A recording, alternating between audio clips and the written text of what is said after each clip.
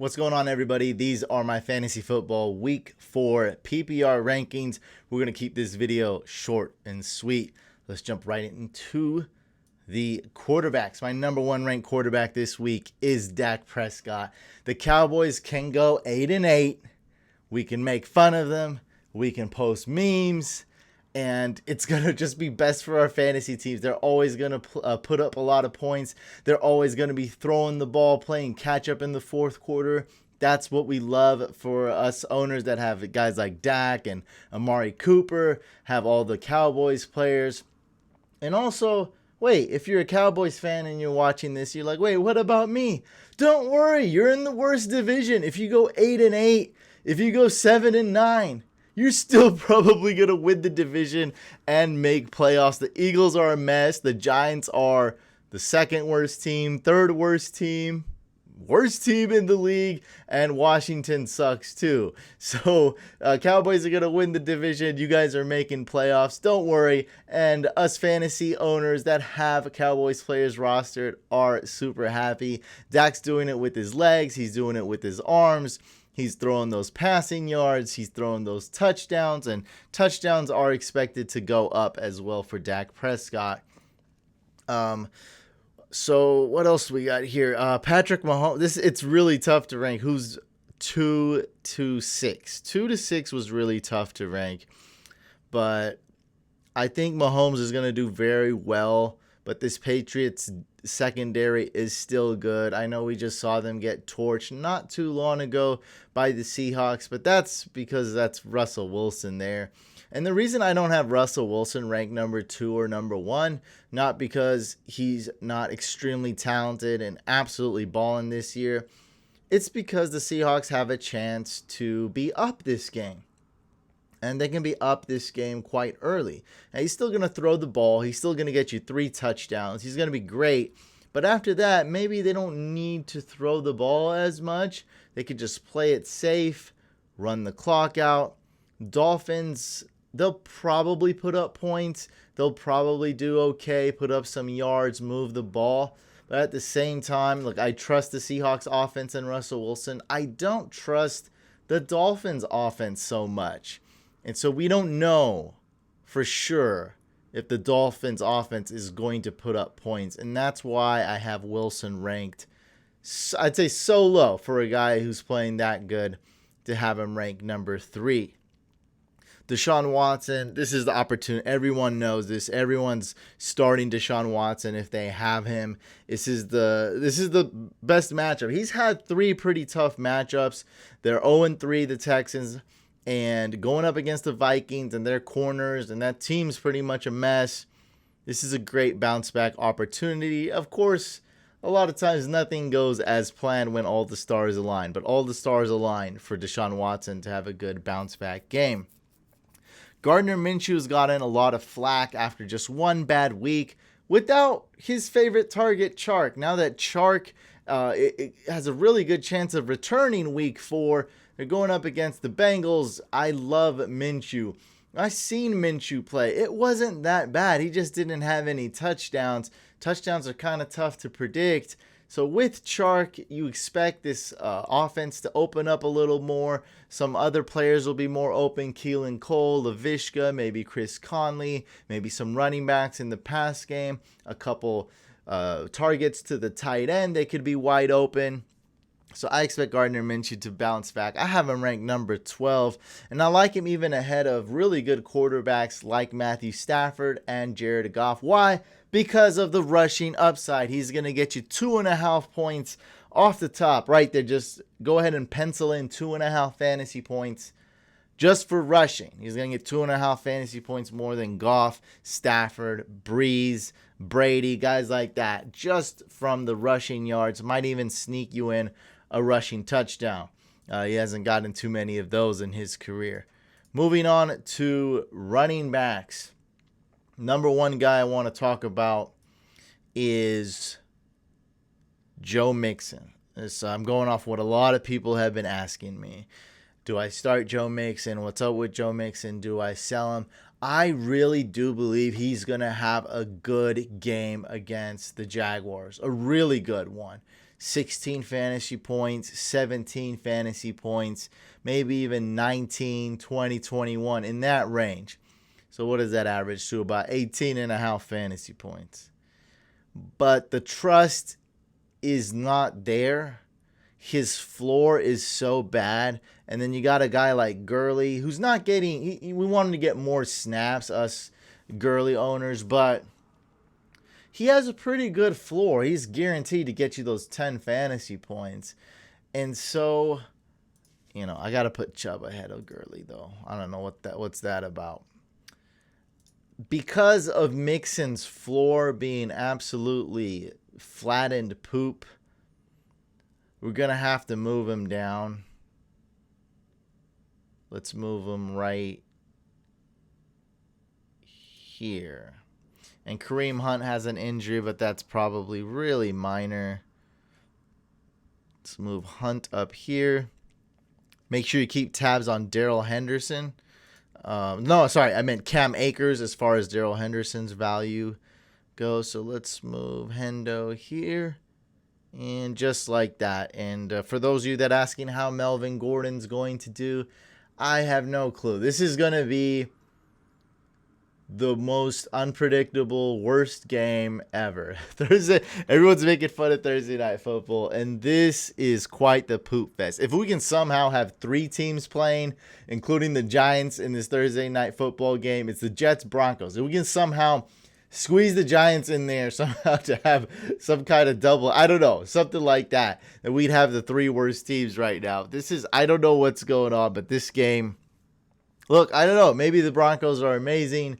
Maybe Sam Darnold and Adam Gase finally prove that they can be okay. I don't know. What are we expecting about each team scores around 11 to 17 points and ends in a tie, and both teams find a way to lose. With that being said, Melvin Gordon, great matchup. Phillip Lindsay's hurt, so let's see what happens there. Okay, with wide receivers, here's really the game here, is to just keep up on injuries. And there's so many. I'm trying to list them off the top of my head. I didn't write any notes. Hopkins didn't practice Thursday, didn't practice Wednesday. Calvin Ridley, all of a sudden he didn't practice. Julio Jones, all of a sudden he did practice. Devontae Adams, minor injury, should be back week 4. We don't know, though. You know what? On top of that, let's add some more drama. It's a Monday night game against the guys I just mentioned, the Falcons. So much going on. Chris Godwin, he's likely out. Scotty Miller's banged up. Oh, boy. It's just the list goes on and on and on. Odell Beckham, I think, just showed up on the injury report. So, guys, just keep tabs on what's going on. And also, week 3, Devontae Parker. I really like him this year, but he didn't seem healthy. He wasn't running at full speed. Maybe he's back to full health this game, and that's going to be a huge opportunity for him. He could get 10, 20 targets this game against the Seahawks. They're going to need to throw the ball, the Dolphins, that is. Yeah, just keep tabs on all these injuries. And, of course, DJ Chark. He's a huge one. If he can stay healthy, I do absolutely love him this matchup. We got to put him ahead of AJ Green. Let's put him right here for now. And guys, by the way, if you do enjoy these videos, if you do enjoy watching the best waiver wire videos, best live streams, make sure you subscribe to this YouTube channel. And for this updated written rankings, I always update them constantly throughout the week. And I post them on my website, fantasycouch.com. So make sure to check that out if you want the updated written rankings. For tight ends, got a couple sleeper matchups here. Nothing we can start with confidence or anything like that. But tight ends, even more so this year, has been a complete crapshoot. Other than Travis Kelce. Kelce's the number 1 tight end, and I'm dead serious. Other than that, it's really crazy. Look, Jonnu Smith, everyone knows I was on him. Super sleeper. I have him like in half my leagues. Absolutely love it. But him being number 2, I'm not going to toot my horn and be like, I told you so. Look, it's all over the place. It's crazy. And I don't know what's going to happen from week to week. Actually, predicting tight ends has been the most difficult task for me this year. Predicting defenses, sometimes that's easy depending on the situation, but definitely much easier than predicting tight ends. Predicting defenses as a whole, like all 32 defenses, is a tough task. Finding some huge matchups, that's been pretty easy. Like, oh, these two defenses are going to ball out. I've been right on those. But as far as ranking the 32 defenses, that's always a tough task. Actually, I'm better at ranking kickers. Anyway, the two tight ends that I did want to talk about, I'm going to move Darren Waller down a couple spots. I don't really trust him. He's up and he's down. He's a target monster. When he's a target monster, you love him. When he's not, he's really not that good. He's not a touchdown machine per se. Noah Fant, again, the opportunity is there for him to be a top 5 tight end easily. I have him at 7. That's not too bad. This Thursday night game, I don't know what's going to happen. I don't know too much about the Broncos quarterback, Rippin, so I don't know how he's going to perform. Hayden Hurst is getting decent snaps. He's on the field. He hasn't been getting a lot of targets. Let's see if that increases. I have a gut feeling it's going to go berserk. I feel like he's going to get a ton of targets and he's going to go off. I see him getting 2 touchdowns.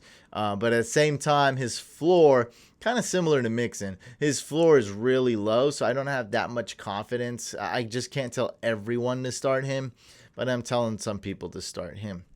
So the two matchups that I keep forgetting to talk about here, I'm jumping back and forth, is Rob Gronkowski going against the Chargers. Some people kind of look at the Chargers and get kind of scared, but actually they don't really have a defender to put on Gronkowski. I think he's going to go off. Now, the worrisome here is obviously the floor is not good, and it could be O.J. Howard. Maybe they sneak in Cameron Braid? I don't know. Probably not. But I'm saying, I don't know which tight end's going to go off. I think it's Rob Gronkowski. I like him as a sneaky start. Absolutely great matchup, great opportunity. So the upside is there. The floor is not. That seems to be a theme with everyone I talk about. Same thing with Kyle Rudolph. And this is not just because he did well week 3 and had an amazing touchdown catch. That's not why. And not because he's an OG and has been good before in fantasy several years ago. It's because of the matchup. Now, we can see a game with potentially a lot of scoring here. Vikings, Texans, and the matchup for tight ends is really good for the Vikings side of the ball. And I think because Rudolph's been getting a lot more snaps than Irv Smith, I think he's the best tight end on the better tight end on the Vikings. I think this year it's still going to be Kyle Rudolph. Maybe he passes the torch, but not this year. So those are my two kind of sleepers with good matchups that can do some things. I think both will be touchdown dependent because there are sleepers that should pretty much automatically mean these guys aren't getting a ton of targets. They're not Kelsey. They're not Waller. They're not Andrews, they're not even Kittle. They're not getting those type of targets. I mean, Chris Herndon gets targets and doesn't do anything, but that's another story. So they're not going to get a ton of targets. They'll probably will have to be touchdown dependent. I actually see Rob Gronkowski. We saw him get a good amount of targets week 3. Rudolph never really is a target monster. So let's see. Maybe Gronk gets more targets. Predicting that week to week, an impossible task. For defenses, my top 2 defenses are the Ravens going against the Washington football team. No brainer here. Everyone's got the Ravens ranked number 1. And then we got the Rams, incredible spot start. If I had to say, I'd say the floor isn't amazing for the Rams defense, but the upside is through the roof. Aaron Donald going up against the Giants O-line. Oh boy, some bad things are probably going to happen. Saquon is out. Sterling Shepard is out. Evan Ingram has been a bust so far this year. The Giants have been horrible so far this year. And wow, I mean, if you can get the Rams D, go get them. Go start them. Unless you got the Ravens D. And that's really about it for defenses and for kickers. And I should have talked about this Steelers Titans game, but I'll mention that right after the kickers. If you don't have Justin Tucker or Butker, go get Mason Crosby and start him. It's not a huge difference between Crosby and Sly or Zane Gonzalez or even Greg Zuerlein. But I do have him as a top 3 kicker this week. When the Packers are at home, when Rodgers is playing this well, Matt LaFleur, second-year head coach, his offense is actually working quite well. Those running backs are playing very well. Those backup scrub wide receivers are playing well because Aaron Rodgers.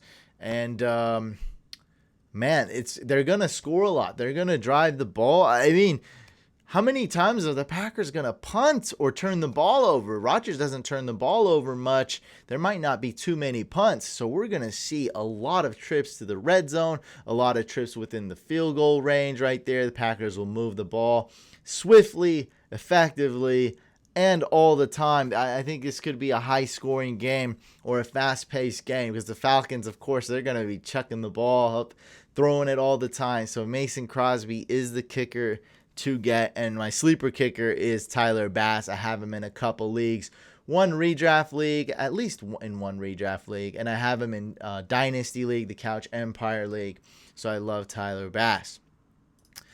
Just a really quick update. I know most people know, but the Steelers Titans game has been postponed till way later. They could play it week 7 or something like that. They're going to probably play it in a few weeks. So essentially, you got a surprise bye week for all Steelers and Titans players. So in fantasy, do not start any Steelers players. Do not start any Titans players.